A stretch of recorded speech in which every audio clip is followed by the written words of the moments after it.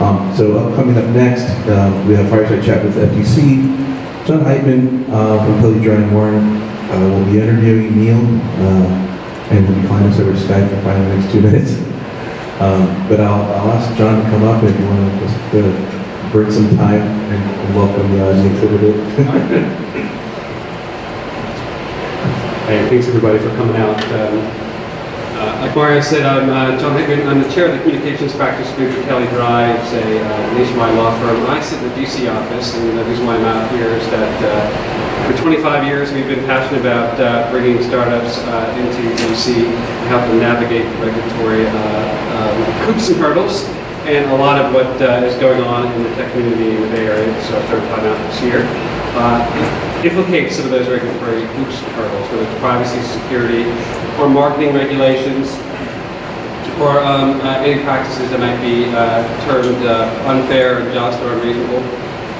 What our hope is that we can help you create an awareness to some of these issues so that you can consider them as you build your products and you build your brands with solutions such as chatbots. And what we have been promising to do, I mentioned this the third time out, is to talk about policy and hopefully in a manner that can make sense to folks who are creating very cool solutions like you all do, and bring the policymakers to you. And we had hoped Neil could join us in the room, but budget constraints being what they are, he's going to be virtual. But my friend Neil Chilson is the Chief Technology Officer at the Federal Trade Commission. He was appointed Chief Technology Officer over the summer by acting chair of the Federal Trade Commission, Maureen Oldhausen.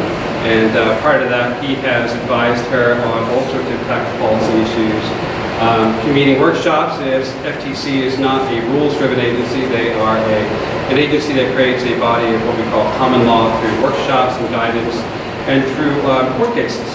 So we learn about what the FTC thinks is reasonable and compliant with laws oftentimes through this body of work they do. There are some cases where they have rules, children's privacy, for example, there are specific rules.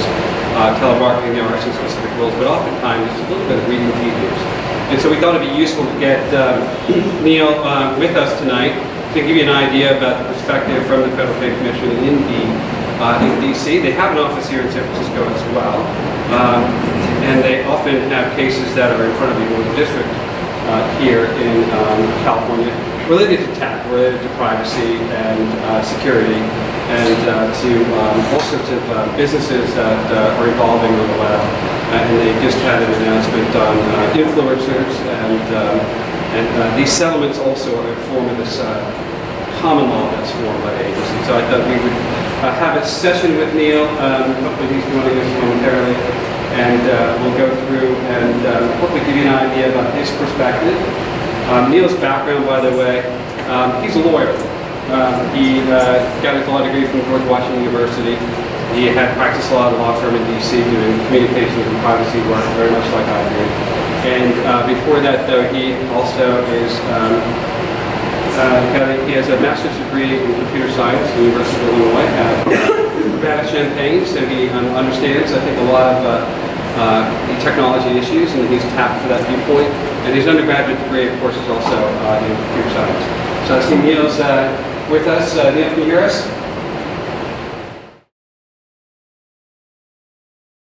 So, thanks again, and welcome to San Francisco this way.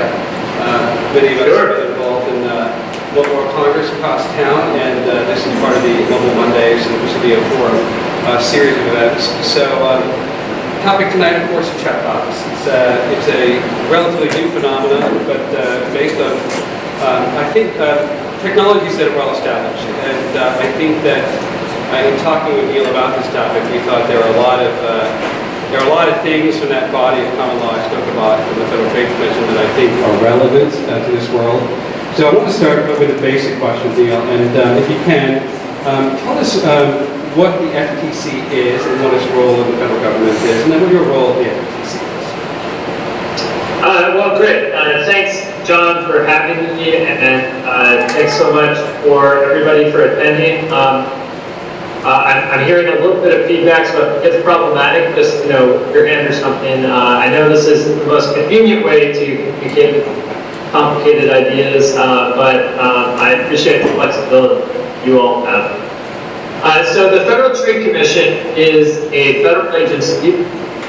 We have two main missions. I'm going to turn down my volume a little bit. And so our two main missions are consumer protection and competition. On our consumer protection mission, which is the one that I focus on the most, our task is to protect consumers from unfair or deceptive practices.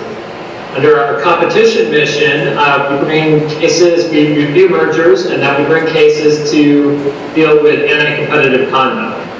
I think most of the topics that we'll talk about tonight fall under the consumer protection mission of the FTC. And so, I leave that to John, but I think that's probably what we'll do. The FTC is an independent agency, which means that it's outside of the executive branch, although the members are nominated by the president and confirmed by Congress.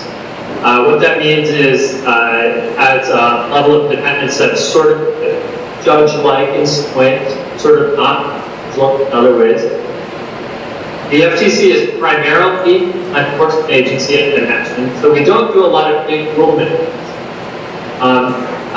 And that we bring differences against companies. We also have several other tools that we use, including consumer education, business education. That's one of our big tools to help consumers that is applicable and protect consumers.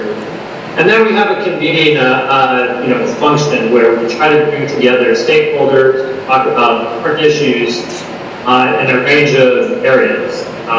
So that's a little bit about the FTC. The chief technologist job that I am is in the chairman's office. My job is not a CEO position, so I am not thankfully responsible for the internet connections of the building or how computers work here. It's more of a policy job, and so it's the exact sort of thing. My role is to talk to people, you all, about what the FTC does. So I'm very happy to be here. Great. All right. Thanks, Neil. Now, the FTC's been around for 100 years, and it is very involved in technology space today. We all know technology evolves quickly. So, why don't we kick it off by going back to August, Neil. In August, Chairman Oldhausen suggested the FTC should take a closer look at artificial intelligence. I think that's a good example to start with and to talk about how the FTC addresses new technologies. And so give us an idea about the FTC's approach to new technologies, such as artificial intelligence. Great. So, as I mentioned, the FTC is not a rulemaking agency for the most part. So what we tend to do is bring cases.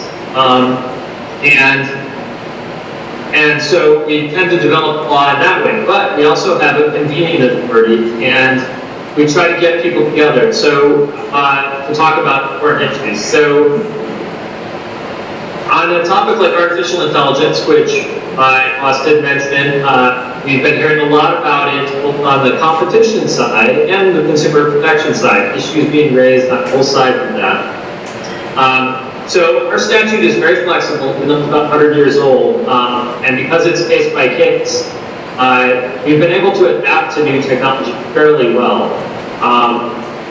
So one of the first steps we do usually is try to educate ourselves about the technology, educate staff inside the building, educate the commissioners about what new technology, how it works, what are the possible risks and benefits, and what might be the legal implications for consumers or for competition. And we often do this through a workshop. And so where we would bring together stakeholders from industry, from public interest groups, and from other government agencies who might have a stake, and other players in the space to talk about specific topics. And we've had some very successful shops on Internet of Things, on connected cars just this past spring, big data. So a lot of the emerging topics, ransomware, Bitcoin, And we had actually a West Coast event that kind of mixed in our artificial intelligence that was late last year. So we try to stay on top of what's going on and educate ourselves, and then coming out of that, it would inform how we might focus, inform action, support, or seek to produce new guided consumer business. Thanks, Neil. Now, turning more closely to the topic at hand tonight, one of the core features of chatbots is their ability to mimic human conversation. And how important is it from the regulatory perspective, in your view, for consumers to know they're speaking to a robot instead of a real person? So that's a great question. Under the FTC's deception authority, I should say at the highest level, it's probably always good business not to deceive your consumer. The FTC statute on deception is specific, and our law is specific. And one of the main factors, the one that is probably most relevant to your audience, is that the deceptive misrepresentation be material. And so I think for your audience, the key thing to think about would be, would it make a difference to the consumer if they thought this was a computer versus a human? Would it make a difference to how they interacted with it or how they made a decision? So I think for a lot of the sort of FAQ-based or customer service-based chatbots, it might not make a big difference. However, if you were purchasing a product or getting some sort of advice where the credibility of that advice was judged based on whether or not it was a computer or it was a human, you could see some of those things starting to raise issues about whether or not it was materially deceptive to a consumer. So I would think in those sorts of situations where you're dealing with something that might actually change how a consumer would trust the output based on whether it's human or not, that would be worth thinking about as you're developing products. In terms of thinking about that, Neil, do you have any recommendations of what companies could do to mitigate their risk or provide notice to consumers that the experience they're having is computer generated?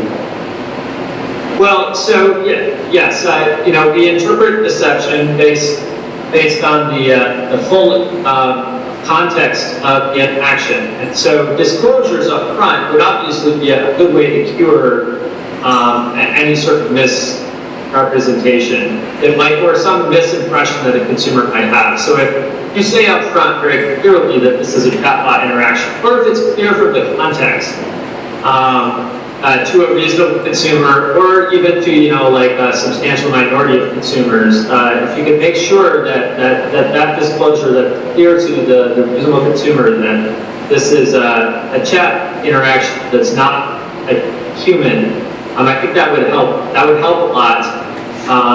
And disclosures in this, I think an upfront disclosure probably is effective, but if you have a longer ongoing relationship where that sort of disclosure might not be clear to somebody else who stepped away and then steps back into the conversation, you might have to think about other ways to make sure that you're doing an effective disclosure. But disclosure is always a good way to cure a possible misrepresentation. One of the areas where bots may play a key role, I think, is in marketing products and services, which raises the potential for spam and other unwanted communications. And what role does the FTC have in protecting consumers from unwanted communications, and what do bot creators do to stay on the right side of the FTC's regulations?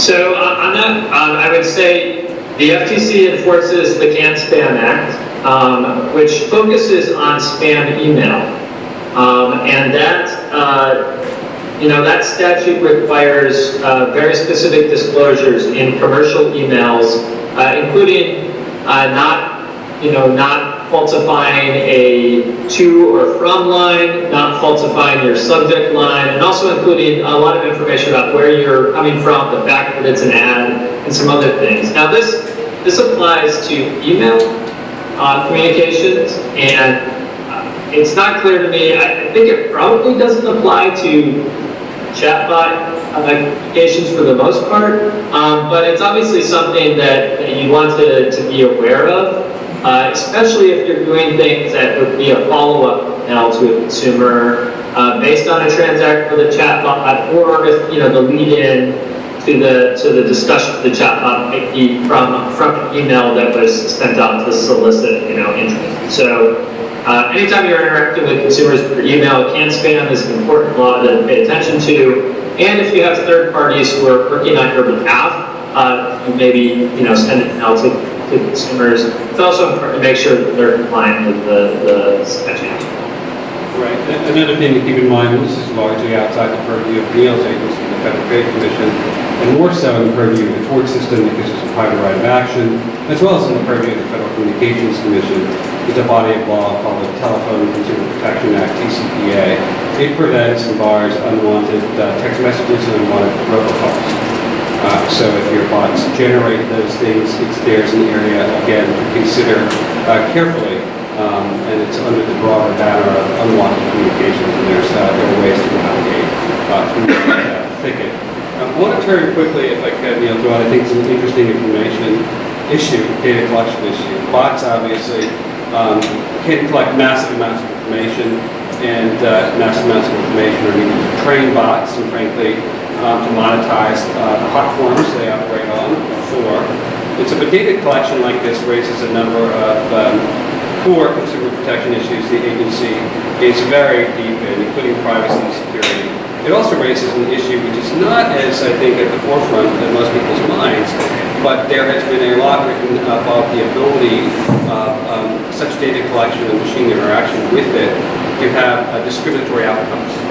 And I think that if we could take a minute or two to talk about privacy, security, and potential discrimination, and your views and the agency's existing guidance on that one, I think that would be useful for the audience. Sure. Well, as the general federal regulator of enforcer of consumer privacy and data security, this is obviously an issue we think a lot about. When a company collects data, especially when it's personal information, and especially when it's sensitive personal information, such as payment information, social security number, health information, real-time location data, and then certain other categories of information, such as information about children, there are obligations that come with that. Under our data security approach, we require reasonable security, and that sounds vague, but the main point is that it has to be, it has to be appropriate to the size and the sensitivity of the size of the company, the sensitivity of the information that's collected, and the volume of that information, and then the uses and how that's being distributed to other companies, perhaps. When you are collecting sensitive information about consumers, you need to think about the situations in which you need to get consent.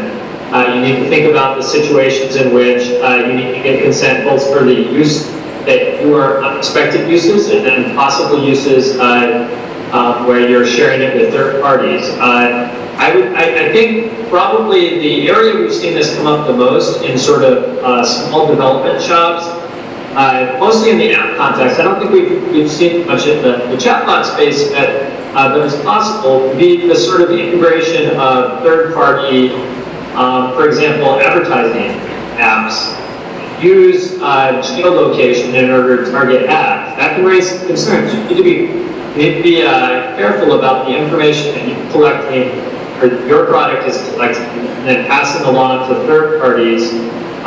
Just be very aware of that. When you integrate a third-party piece of software to do targeted advertising, or a third-party piece of software to do anything else where you're sharing the consumer data with it. Just be very mindful of what that is. Make sure that you're getting consumers' consent to share sensitive information if you need to do that for business purposes.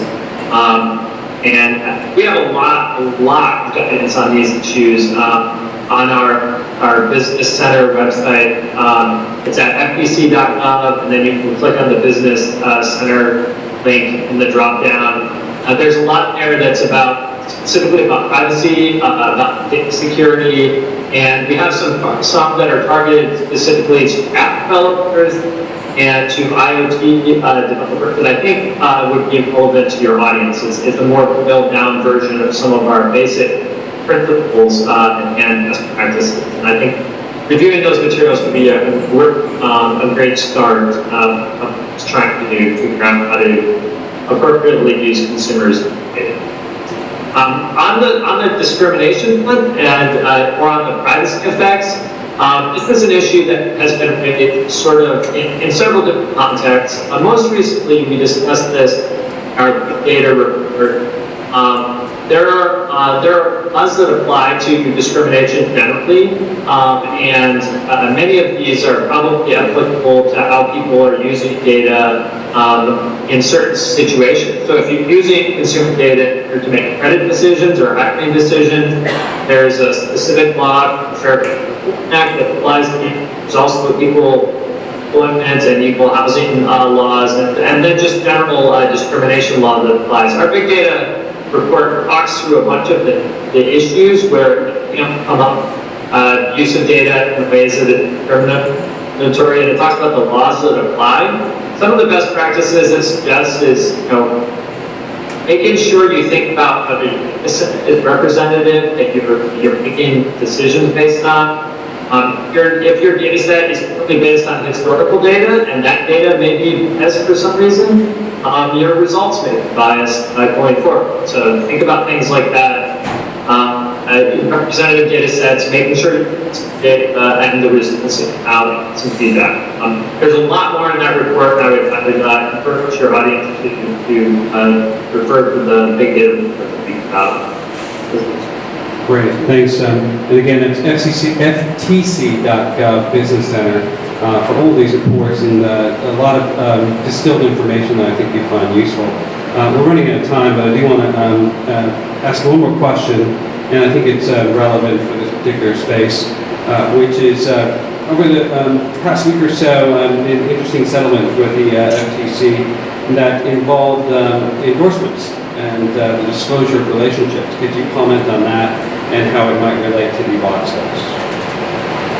Sure. So this was a settlement with two gentlemen who were the co-founders of a website called CSGO. It's a Counter-Strike online site, and it's associated with that site. And it was a gambling site that allowed you to swap skins for the different weapons that you might use in the game instead of currency. So you would gamble using these skins. There was a lot of these two gentlemen had done a lot of very popular videos of them using the site, but had never disclosed that they actually owned the site. And so that's the sort of representation that would change how a consumer would judge the credibility of somebody's claim about how good a site is. And so that's the sort of thing that needs to be disclosed. And this is an issue that's come up as social media influencers become a way that consumers get information about products. So disclosing material information is important. If your services are selling products or are using social media networks and you're getting paid or you have some other material connection to that product, you need to disclose that to consumers. We have new guidance on that came out in conjunction with these cases. We also sent a bunch of letters to some influencers on Instagram and some other places who were arguably running afoul of some of these practices. And these letters are intended to help them get into compliance so going forward. So I would check that out on the website. If your product does advertising or does some sort of social influencing, I think that's, which could be a rising use for bots. I'd suggest you check it out. Excellent. All right. Well, everybody, please join me in thanking Neil for joining us. We're going to say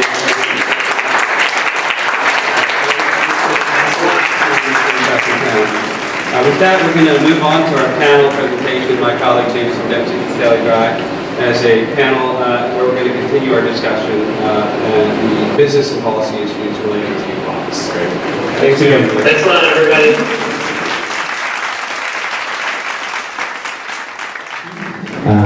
The topic of this panel is commercial and policy issues related to bots, and we have a truly amazing and accomplished panel, and I'm really looking forward to having the discussion.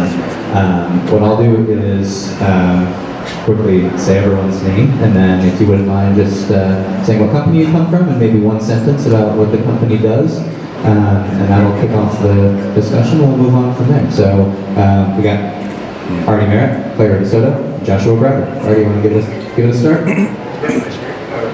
If there's a second mic over there? Yeah, perfect. Yeah, turn it on.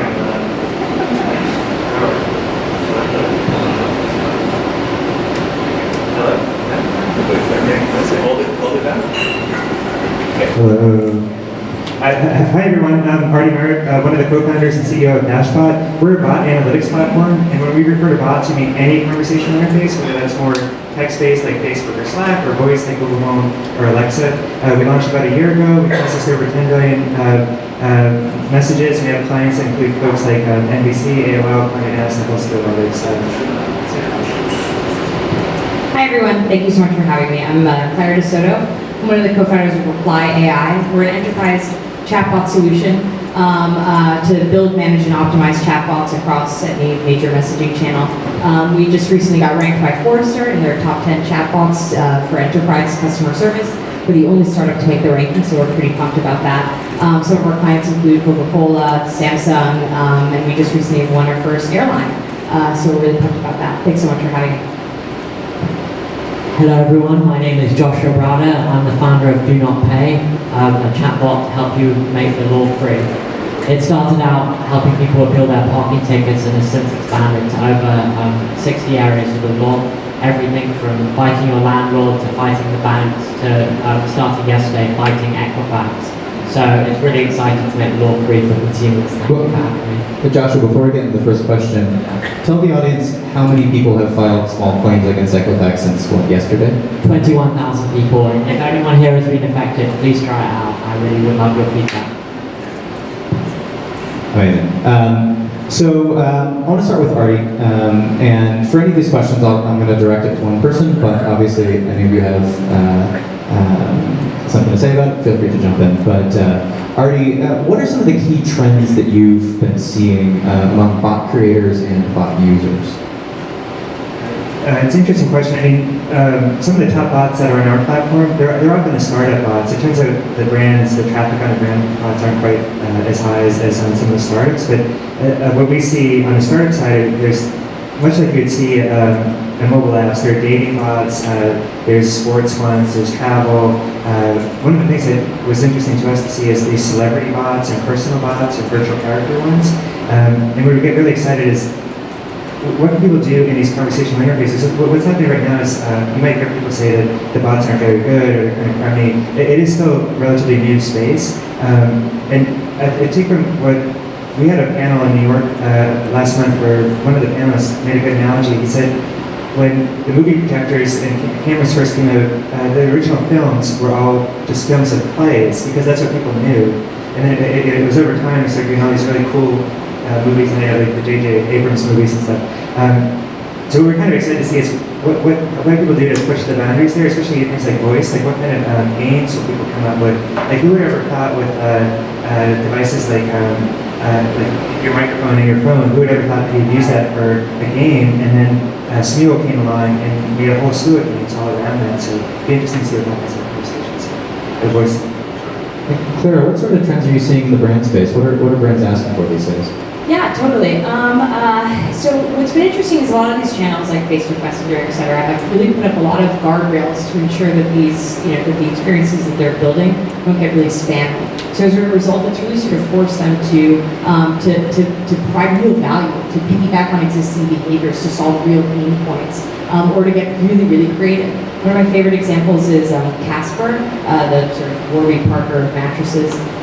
They very easily could have just created a bot to sell more mattresses, but instead they were really thoughtful about like, okay, this new channel, which is arguably very intimate. Messaging is a very intimate communication method. So instead they thought about, okay, what is our brand promise? In their case, it's, they understand how to get you to sleep better. That they understand kind of those challenges. So they created a bot called the InsomnoBot 3000. And you can only message it between 2 and 5 a.m. And it basically like chit chats with you. If you can't sleep, it'll order you a pizza. It's the only downside is that sometimes it will engage a conversation with you. So my co-founder had some unsavory questions to answer to his girlfriend. It texted him at like 3 a.m. He's like, no, it's just a bot, I swear. But then, it's really sort of these guardrails have ensured that, essentially bots don't go the way of the QR code. Which is like a really crappy experience that got into the hands of marketers. It's been really interesting to see kind of how to kind of piggyback on those existing behaviors and really solve problems. Got it. And Joshua, since launching your platform, what have you seen people building in the legal space? I think the million-dollar question is why build a bot as opposed to an app or a website? And that's true in the legal space and so many other things. For me, the best legal apps, I think, that get made into bots are those that translate human language into legal language. From my perspective, there are millions of ways to say the parking bay was legally too small. Everyone thinks they're special and has their own unique way of describing it, but there's only one legally correct way. So bots are really good because you can input in free-form text, and then the bot can actually do the processing and tough understanding work to figure out what you actually need. And so I think anything where there's like an ambiguous input and a set output are where legal apps can really benefit from bots.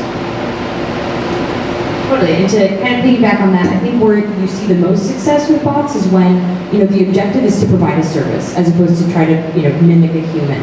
If you think about it, those objectives are kind of, they're sort of in conflict. Certainly now where the tech is. So I think that where you see, the most success, the most adoption is where that's the mindset versus just trying to, pretend like we're already in Westworld.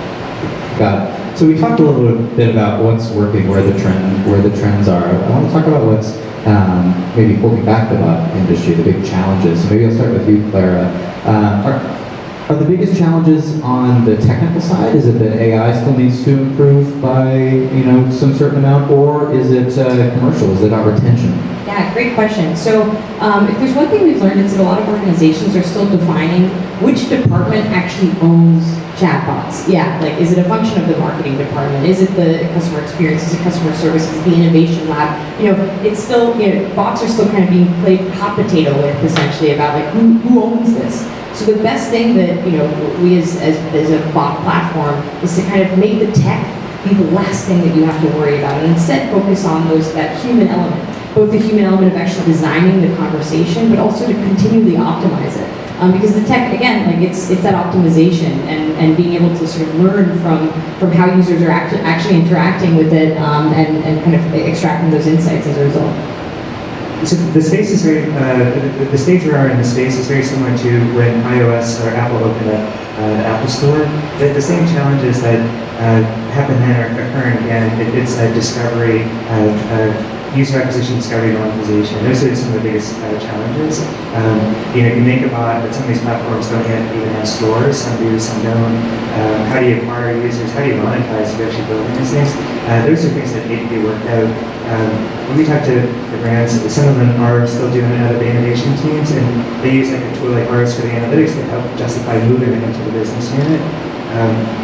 But there's three areas of really what needs to happen. So some of the platforms are doing things are like sharing. Like some platforms you can pull a bot into the conversation. That's really nice. Sometimes folks ask us like, what bots do you use, or what's a killer bot, right? And they say we don't use any bots. And then if you ask them, do you have an Alexa, or do you have a Google Home? Then you do have bots. You are attracting bots. And if you think of all those videos of like the 2-year-old kids where they're swiping iPhones and iPads, they knew how to interact with these devices. That same thing's happening right now with Alexa and Google Home. My girlfriend has 2 little kids, and they run up and say, "Hey, Alexa, play Star Wars, play their Happy Dance." They already know how to interact with these things. So it is really that natural communication. I think what would help here in the US, there's more things around sharing and discovery, but when you look at developing regions like India, South America, Africa, you can have an app-like experience without having to download an app. In the case of Facebook, here in the US, there's a lot of app fatigue, so most people don't download retail apps. Now you get to have like an app-like experience again without having to download the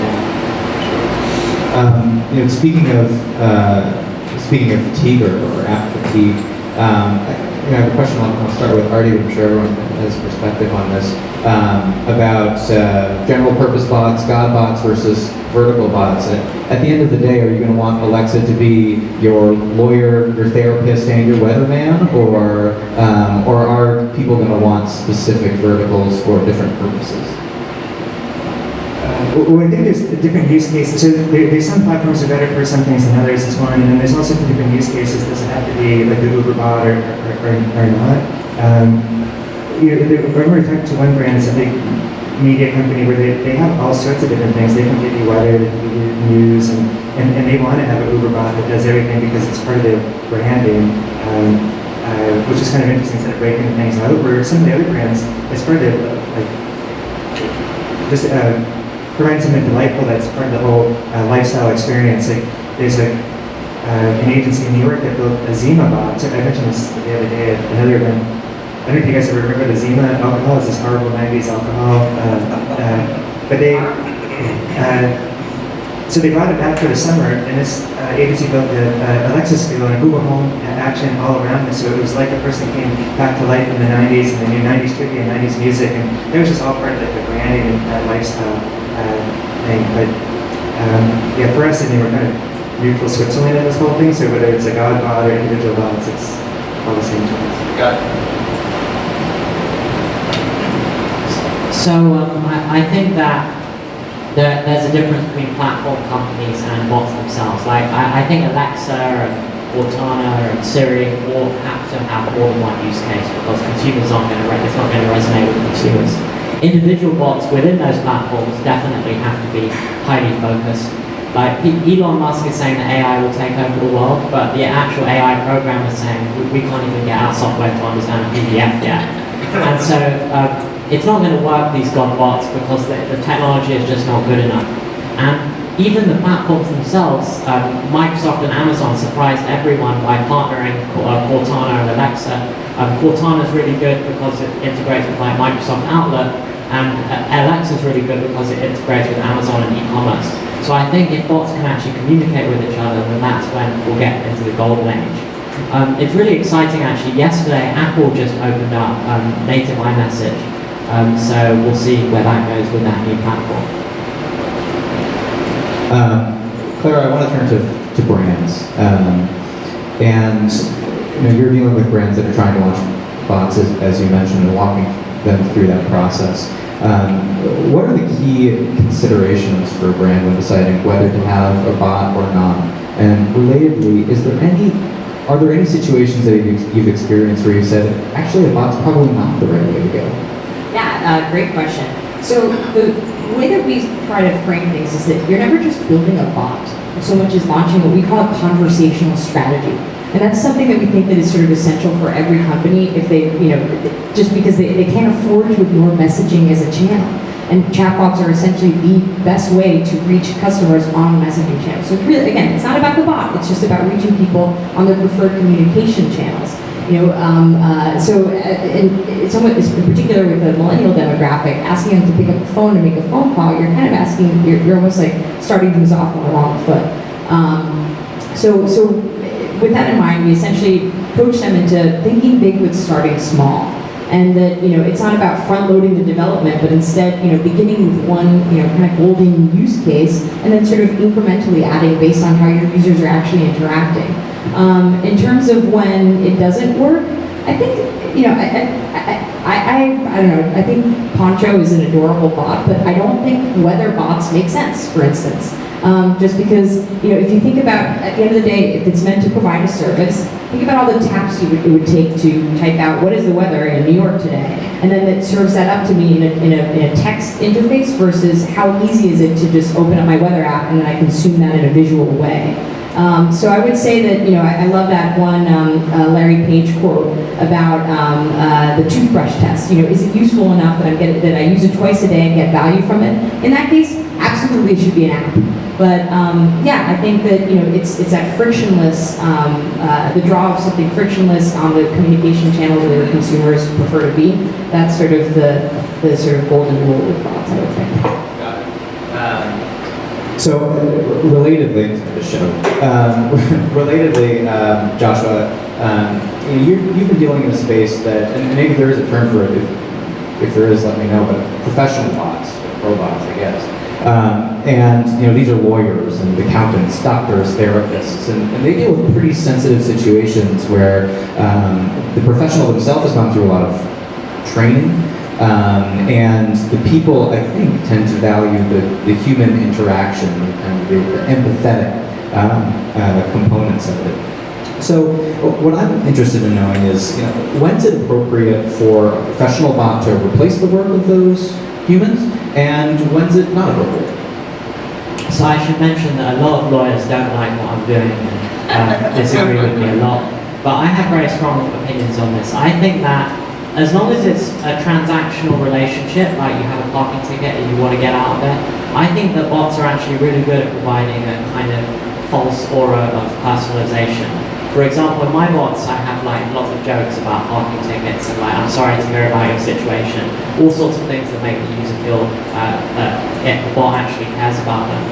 I think that professional relationships, they're often very expensive. I mean, I would ideally love to have a lawyer just hanging around me all day helping me deal with all my enemies, but 80% of Americans can't afford legal help.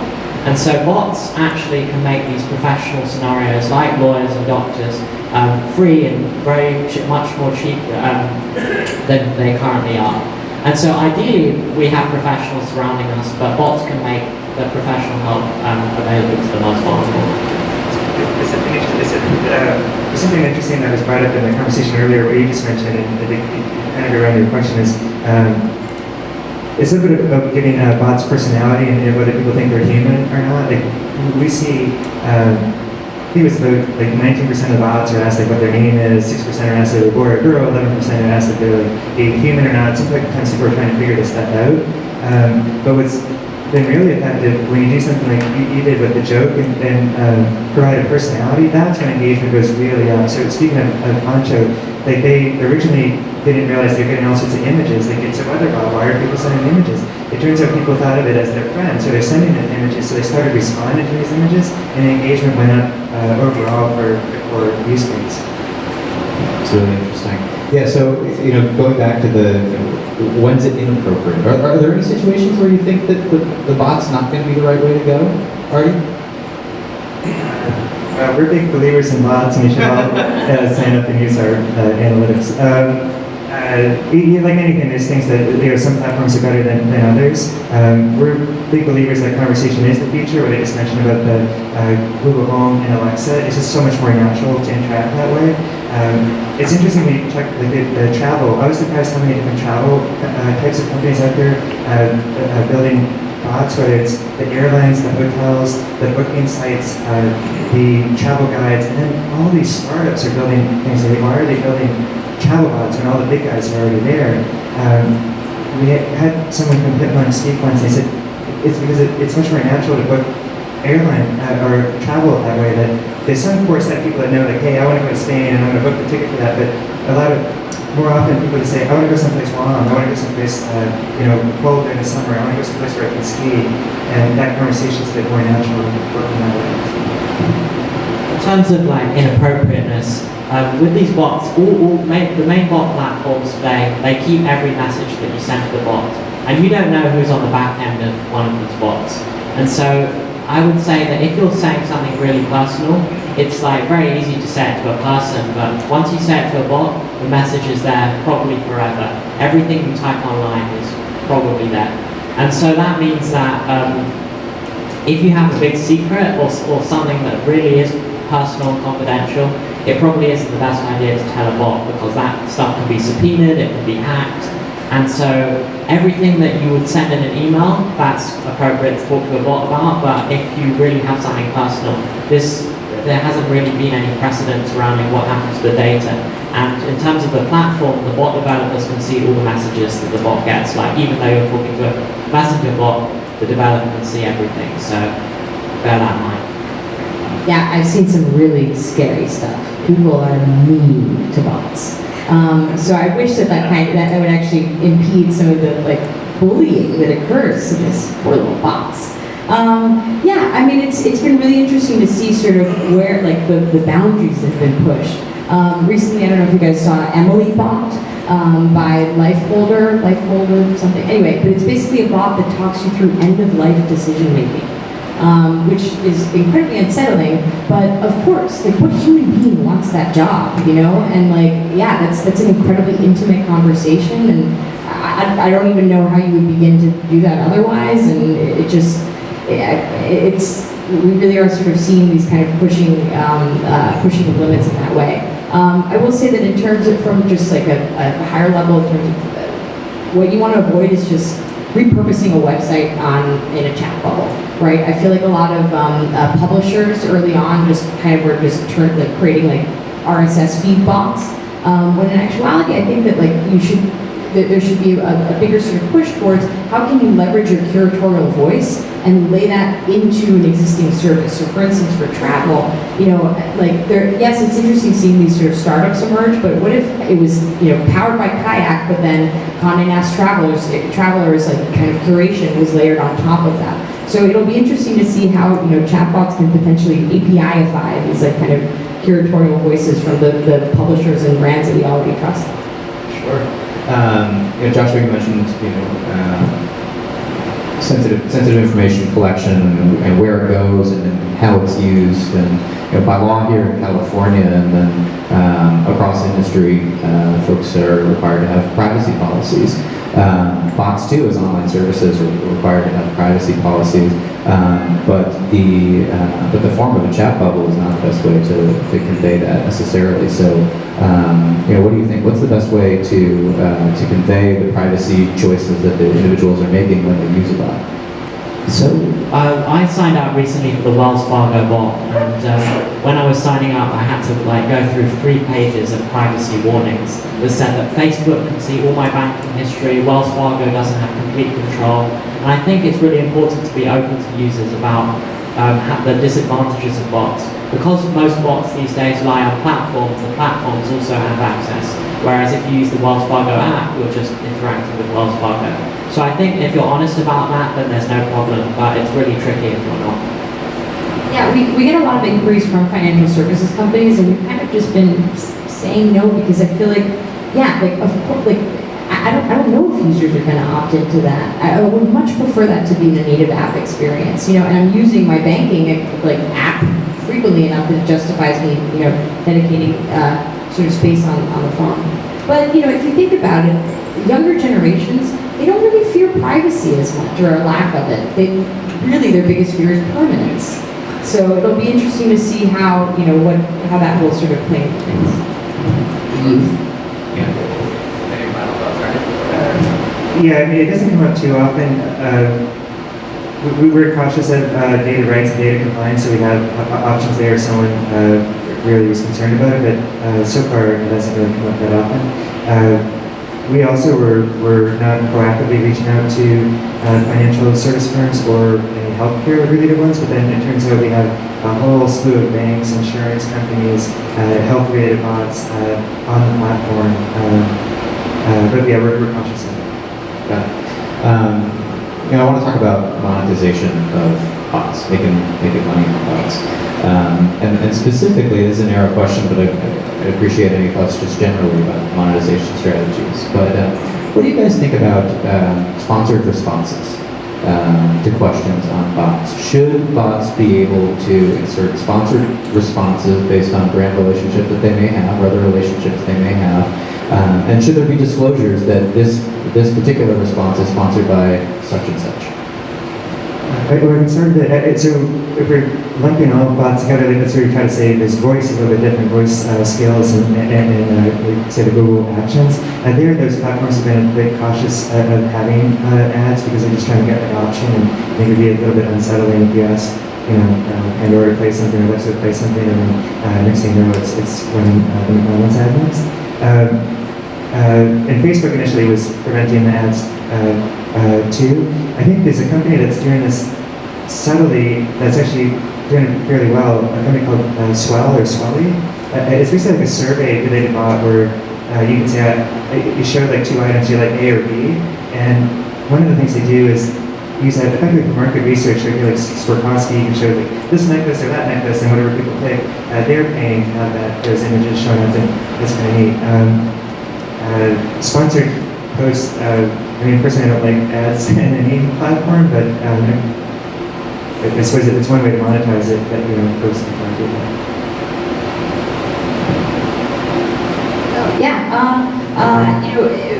The way that we work and the types of clients that we have, you could argue that the bots that we're building are ads unto themselves, right? And that like it's a branded conversation with an existing brand. So really the user is sort of opting into that.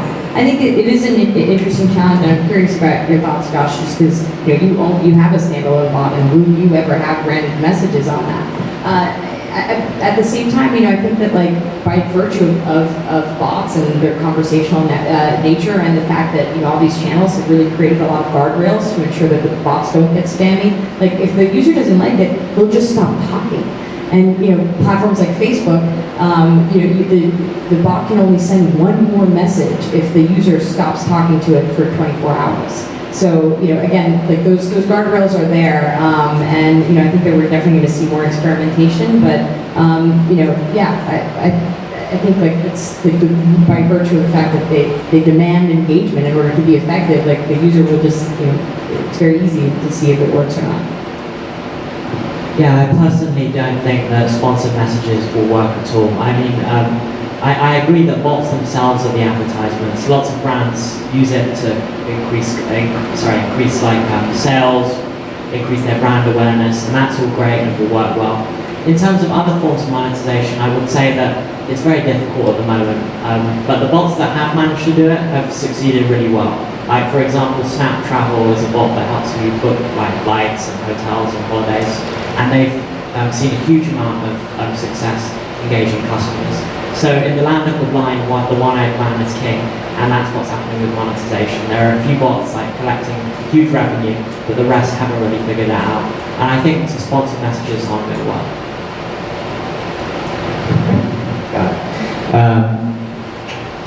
Arte, I have a question about, this is a brain buster, it's not a brain buster. This is a question about best practices and standards. A lot of platforms have terms of use for people who are building bots. It's the whole idea of guardrails. Would there be value in coalescing around common best practices? And what are some of the best practices that you've seen that have really increased user engagement, retention, and things like that? Yeah, so we publish a lot of industry write-ups and reports around the data, things like the common messages that are sent in, common stickers, images. We did the image report based on what types of images people are sending in, which kind of fascinating in a second. Also around how your bot actually interacts.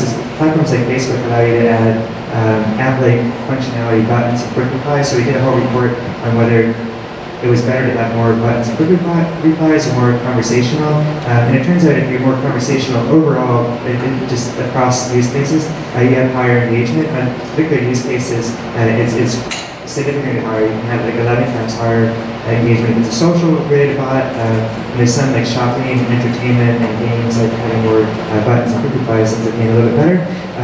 But just a couple things that come to mind. One is responding to the messages. Like there's basic common messages that people ask. Do you guys know what the most common message people say to a Facebook bot is? Hi. It's hi. So hi and hello are the most common messages. Thumbs up is right in there. Hi, hello, and thumbs up. They alternate during the months. But there's some other messages. So you'd be surprised how many bots actually don't respond to these. We did a meetup, and one of the people in the audience said, "Hey, can you test my bot?" And the very first thing they did is type in hi, and it said, "I have no idea. I don't know how to answer this question." And then there's ones that come up like help and stop. This is still a relatively new space, so having an answer to help is actually quite helpful, right? And then stop. We have a customer, it's a cricket bot. They send cricket scores all throughout the day when the game's going on, right? And what they found is that your team was losing, the people would get upset and they would block the bot. So these guys paid to acquire the user, and now they blocked them and had to pay to reacquire them. So they saw this in the analytics, they added a mute functionality, so now they're able to retain the user rather than lose them after they pay for them. So getting images, like the same thing, like I mentioned one of the bots, I was ignoring them at first, and then once you started adding some sort of like quirky, snarky type responses to them, engagement went up. Having some sort of response, it's hard to respond to everything because, one of the neat things with the space is people will tell you what they want from your bot and what they think of your bot after. It's very different than web and mobile where everything's predefined buttons and links. So it's hard to answer everything, but to have some kind of response is helpful for engagement. We talked briefly about the images. We kind of like talked about some of the things that people not send in. We ran like 2 months worth of images through Amazon's image recognition service just to see what people were actually sending in. And I thought like cats would be the top image. But do you guys have any idea what the top image people send into Facebook bots is? It turns out it's selfies. So this is, you're not sending it to a person, you're sending it to a bot. You're sending a selfie. And in the case of Facebook, you can separate male versus female. So we noticed men started sending a little bit more like cars and motorcycles and vehicles. Women still skew very heavily to selfies. But then there was this one tag that showed up in the top like 10 or 20 list, electronics. Do you know why women are taking photos of electronics? It turns out when you do the selfie in the mirror, it would capture the phone and tag that as electronics. But then the crazy thing is people do send not safe for work, basically naked selfies to these bots. And when they do it a lot. So the average normal image is sent in once, the average naked selfie is sent in 5 times. And during that 2-month period where we took the images, one guy sent the same naked selfie 266 times. So there's this weird hurdle you must get over where you feel it's okay to do it, you just keep doing it. But it's crazy stuff. Luckily, it's only about 1 to 2% of the images. Yeah, no, totally. And I think that what Arte brings up is that we're sort of still in like blind date territory when it comes to introducing bots to consumers. The fact that like your natural impulse is to say hi and then have no idea what to expect. So I think that like as you're creating bots, you really need to be thoughtful about the fact that like you kind of need to hold the user's hand. Maybe explicitly say, don't send me intimate portraiture. But it really, and also like be prepared for those uncomfortable questions because they're going to happen. With Kia, when we launched their bot, the last thing that they wanted to mention was Tesla, but because this is now a 2-way conversation, they had a ton of questions like, hey, how does this compare to a Tesla? So they had a choice, like continue to ignore it or own it, lean into it, and they created a response. And that bot has had an average conversation length of 3 minutes. It's people talking to a bot of a car. A dude in Texas talked to it for 42 minutes. And it's really because, they listened and then they responded, even if it felt uncomfortable, because it ultimately drove, more natural and fruitful engagement. Yeah, I completely agree with everything that's said. I think that bots can get brands in huge legal problems if they're not careful. One example that I really like is Chipotle. Their bot, they've engineered their bot specially so that it can't talk about E. coli. And if it does, they've been having problems around that. And so all of those things you have to avoid, like legal troubles with these bots. The second thing I would say is try not to make your bot be a human. No one's going to buy it, the technology is not there. So make sure that the kind of user workflow is very clear defined and you're not some god bot. And the final thing is, when the bot ecosystem was starting out especially, lots of bots were promoting negative stereotypes. For example, lots of bots have gender, female gender, and were promoting like assistant stereotypes. And so I'm happy that it's gone away from that, but there's still some of that. And so those 3 things.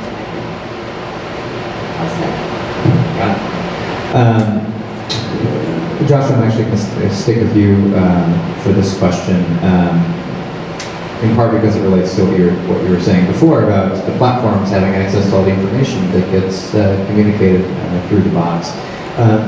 So the question is, what role, if any, should the platform providers have in monitoring the content of the bot conversations for legal, fraudulent, or other bad content?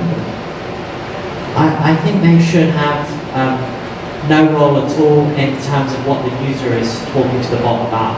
I believe that they should obviously have a big role in the bots themselves, making sure that the bots are socially responsible, not spamming the user, not taking the user's credit card details and selling them.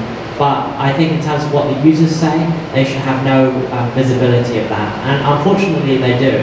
And for example, if you're a bot that sells to enterprise, you should be worried that maybe the platform can become a competitor to you. So if you're an e-commerce bot operating on like AWS, maybe Amazon will one day see your like data and use that to compete against you. So I think these platforms are getting so big in so many different industries that not just the bot platforms, but also the kind of infrastructure platforms that power them, that you should be very worried, and I think they should have no visibility in the messages that go back and forth. What about the bots themselves? Should the platforms be able to monitor the bots themselves for illegal and fraudulent activity? I really don't think so. I think that Apple, all data within iPhone apps is encrypted. Apple doesn't look at the individual data that's being sent and received from iPhone apps. Similarly with Facebook bots, for example, I don't think they should be looking at the individual messages or even aggregate level data to do with the actual specific content. I think that once you go down that road, then the corporate interests kind of take over. There's too much temptation to use that as a strategy for the platforms. Clara or Arte, any perspective on this? Well, I guess we can't even anonymize the data, because like how else do we make the bots sort of smart? Like listen to all that incredible insight that Arte just shared. That's from anonymizing it, taking a look. I agree that like there are certainly nefarious intents that we need to avoid, but I don't know. I mean, like how do you balance that kind of the knowledge that you gain from like anonymizing it? Yeah, I think it's a balance. I think that anonymized data in the right way isn't that bad, but I just don't want, I don't send naked pictures to myself to bots, but if I did, I wouldn't want a software engineer at Facebook looking at them to help improve the Facebook platform. I think that it really does have to be anonymous. And at the moment, it's not that anonymous. Like, I know for a fact that it's not, and I think it should be more.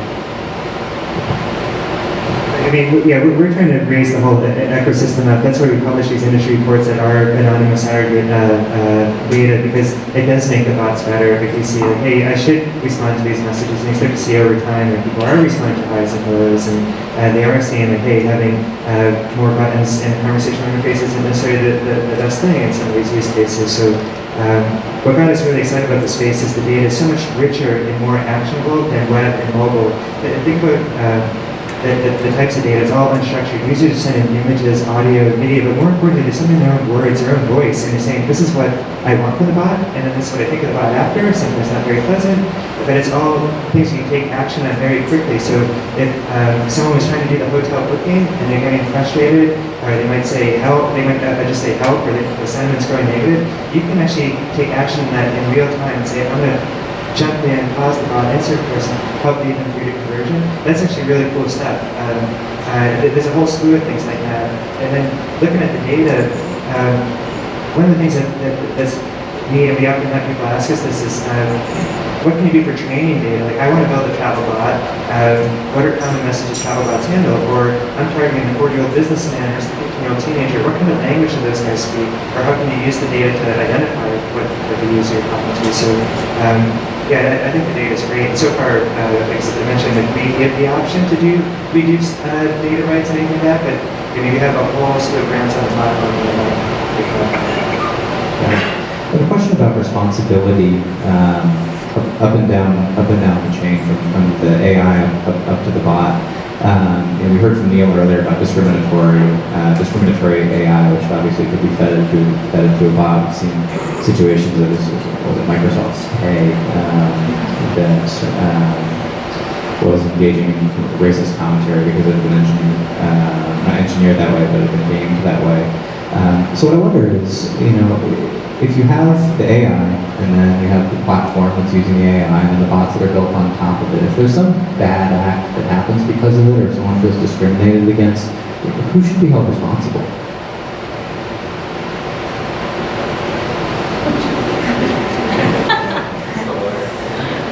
I think that the platform companies should regulate that. However, I think that if we move away from platforms and there are bots, for example, or websites on their own, then it's the same question of a website. Who's responsible if a website causes harm?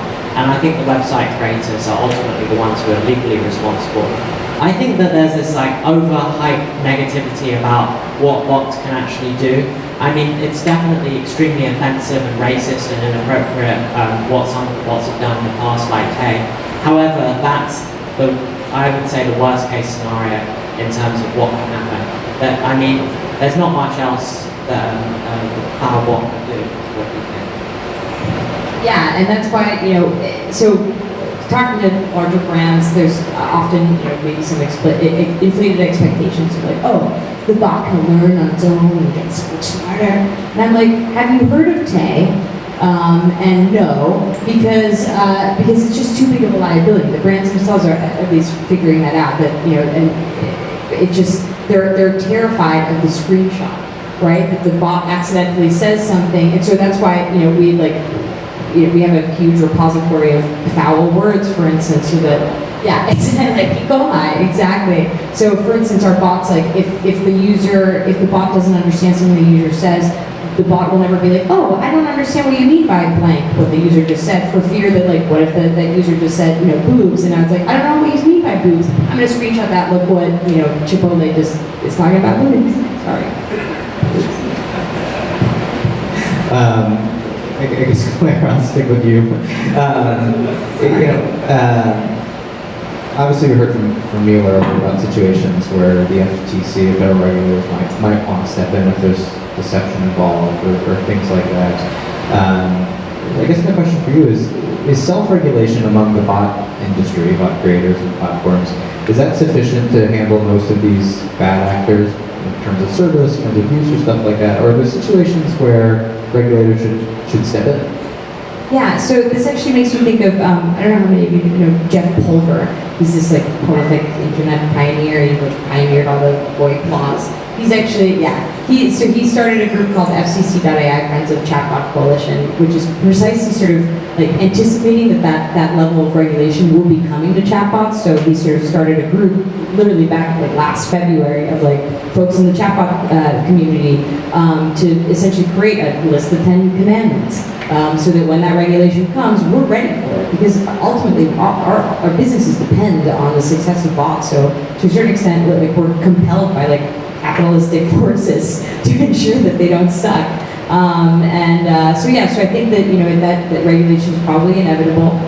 But you have some forces in play between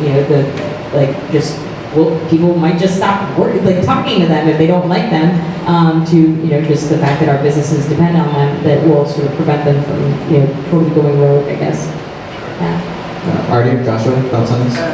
Maybe not quite that, but it's something I was talking about. The last question is, a lot of these bots aren't even really AI. I mean, but most of the people are just building, regular expression decision trees, and sometimes there's actually a company that makes some really amazing bots. Polstring, they make these virtual characters and a lot of stuff for media. And they had a really popular bot right from the get-go. This one called Jesse Humani, and it was actually pretty fun to play with this thing. And it seemed like it was AI, but it was just really well done Hollywood script writers that came up with all these possible solutions, things that you could say. The fear of like things going sideways, I guess, not really does anyone have any final thoughts on this? Well, I was just going to say, I think you bring up an interesting point with Polstring is a company that's started by a bunch of ex-Pixar guys. I think that there's something to be said for, there's like, who are the bot creators, right? Not only are companies trying to define like who owns it within the organization, but like, who is the best equipped to create a bot? And that's kind of, it's really interesting to see this, like, these new roles spring up. I feel like, liberal arts majors everywhere are like, thrilled that now they finally have, a great career path as a conversation designer. So it's interesting to see kind of, this notion of a bot creator is no longer necessarily a technical person. But that, that human element is sort of the most critical piece. I was an English major, so. Yeah, I just want to say that despite all the things I've said, it's an amazing time to be alive in the bot world. with Apple's release and all these amazing platforms, I think in 10 years people are going to think that we were crazy to even type on our phones. So bots are amazing and everyone should make their own bot. Here, here. I was going to ask one more question, but that's the perfect way to end the panel. And so I'd like to thank our panelists, and everyone give them a round of applause. And Mario, time to open up for questions. How do we want to do? Yeah, we can do a handful of questions. We can start with Mike. Yeah, sure. Go for it. Industry with messaging, used to say, hey, let's warehouse all of your messages. And that became a liability because law enforcement agencies subpoenaing. So now messaging companies sit on all this data, that's liability now. Because when a subpoena comes in, that's costing me $50,000 or a big number, right, to produce the subpoena and the data. And so the industry responds with, I'm dumping it, 15, 30 days, and that's it, as long as I hold it. Is that for the self-regulation of the chatbot industry? Is that you are already like you just take in and then you dump the data as soon as you process it? How do you see the industry working around this? Because that's a liability for you guys. Obviously we store everything, we store all the data. It's the customer's data, they're the ones that are sending it to us, which much like we said before, they see everything, so just whether it's saved on our side or their side. We do provide options, as I mentioned, if someone wanted to delete stuff. It's a question that's been asked just a small handful of times by a handful of media brands that just have it delete after a certain time period, which we said we can do. But interesting enough, it actually doesn't come up as often as you think. So we'll see how it goes.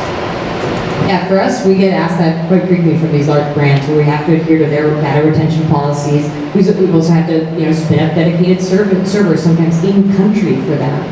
So it's something that, I think these like larger brands, they've been there. They're quaking underneath the Equifax of the world. So yeah, it's something that we have to adhere to in order to get through procurement. So take someone else through there.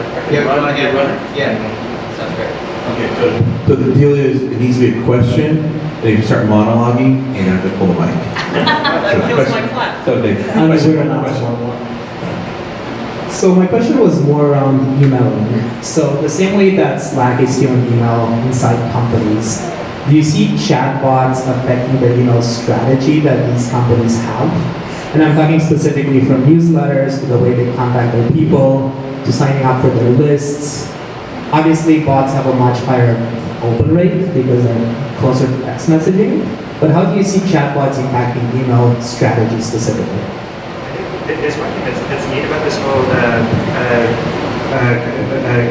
the analogy with email, especially in the case like Facebook, maybe they come up with a new definition of a user, because you can proactively send messages. As soon as someone sends you a message, you can keep proactively sending messages, which actually could be useful for re-engagement, but it also makes it a little bit difficult. How do you describe that person as a user or not? Because if you're just bombarding them with messages and they don't do anything, are they truly a user?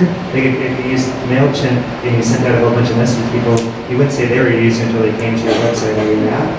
So then we came up with these definitions as active users versus engaged users, because perhaps all you need to do is read something. So that it was a sports-related bot, you read the score, you're done, that's all you have to do. So you're active versus you actually send a message in, you're engaged.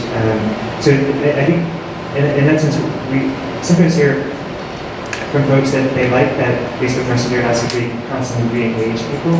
I don't know if you're completely replacing email or not. I think much like anything, there's use cases that work better for some things versus others, some platforms are better than others. So probably really depends on the use case. I don't know the statistics, but I think email is generally dying, and it's not because of bots. It's because of things like Slack and new collaboration tools. I think the advantage of bots is that they can plug into these tools. In Slack, for example, there's this bot called Greylock where you can you can like contact it within a group conversation, and it can congratulate team members. And so I think because bots can plug into these new communication methods, it will ultimately replace email. But it's not because of bots; it's because of other things. this guy, then sure. Yeah, quick question. So we are working on the bot. Would love to get your thoughts. There are so many channels now, right? There's Slack, there's Facebook, that's even conversation. But there's also Alexa now for voice. So help us understand, like, how should we prioritize which channel we start at? And how does that change from whether that would be B2C or even B2B? What's the use case? What's the bot you're talking about?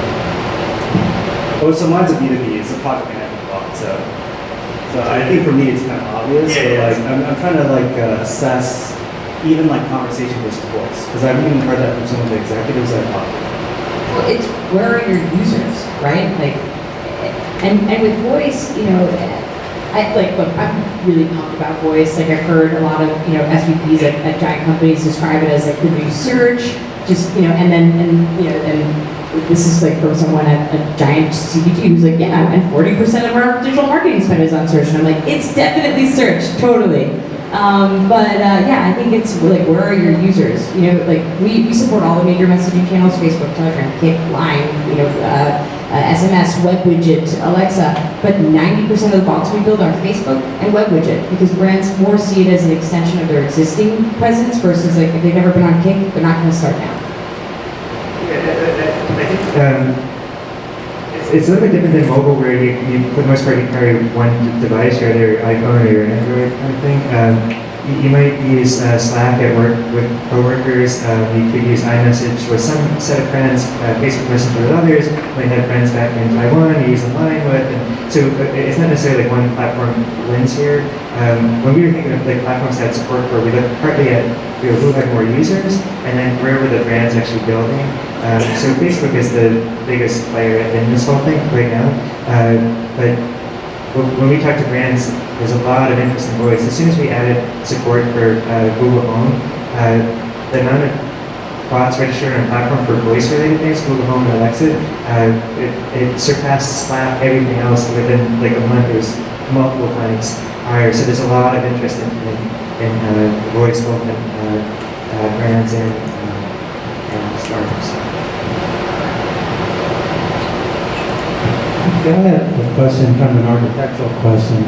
Where's the translation done between voice to text? And, you know, you're talking a little bit about keeping history. It seems like the more history you have on the speaker, the more accurate that translation is going to be.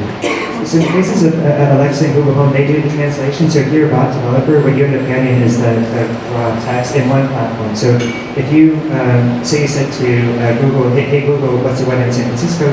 Google would actually send that raw text across to you. You would see what's the weather in San Francisco. You'd also get the intent is check weather, or check weather. The action to take is get weather, and the context is San Francisco. So then if you say how about tomorrow, it updates the whole thing on the context tomorrow. The same exact thing in it's very similar in Alexa. If you said, hey Alexa, what's the weather in San Francisco? As a developer, what you would get is the intent was check weather, and the slot or parameter is San Francisco. You don't get that raw text. And that raw text is super useful as a developer, partly because you can see where your bot, or in this case skill or action, might be breaking down, where you're not matching intents properly, or you might identify a whole sort of new use cases. Like, this is a bit of a stretch, but what if you said, I'm thinking of buying a jacket, what's the weather in San Francisco? Now there's two different use cases there, which one are you matching on?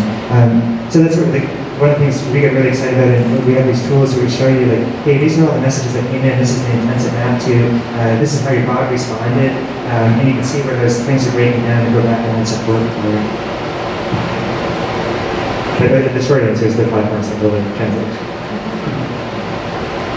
When it comes to onboarding customers to a brand new bot, especially I guess for traditional brands or something in retail, how do you get those customers comfortable and communicating with that kind of bot? Right, there's actually something interesting here, that the brands, the traffic on the brand bots is, if you look at what the startups have a lot more traffic than brands do, primarily because it's their for business. They are, if you wanted to say that there was mobile first, these guys are bot first. And there's some learnings that where we've had some panels before around what those guys are doing. Some of the things that work really well were influencer marketing campaigns, videos, and part of the reason the video worked is because, say it's a bot, some people don't know how to interact with bots, so seeing the video gave you an idea of how to actually interact with it.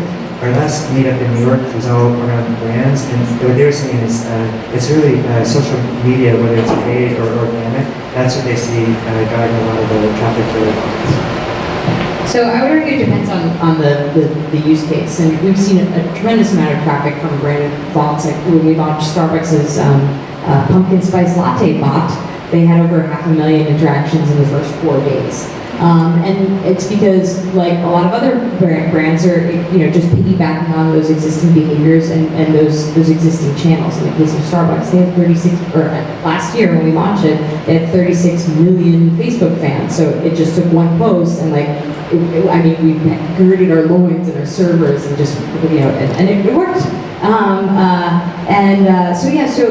A lot of the times with the brands, like when they come to us, it's because they want to solve an existing pain point. Whether it is, if it's customer support related, or, if it's a challenge with onboarding onto a new product, it's usually that there's a base that they can just insert the bot into, so it becomes less of a discoverability challenge. And I think that, it's how you want to look at bots. Are they more like standalone apps? And clearly there are very successful ones like DoNotPay, versus, just a better way for businesses to communicate one-to-one at scale. Yeah, and just to add to that, the platforms have all these unique onboarding and marketing features. For example, for Facebook, if a brand makes a post and someone comments on that, then the bot now has permission to send them a message. And so brands have been doing all sorts of stuff like comment to get a personalized message from Harry Potter, then a Harry Potter bot messages.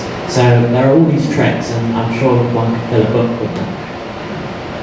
Very cool. I think we'll wrap it up with questions. Panelists, another again, thank you for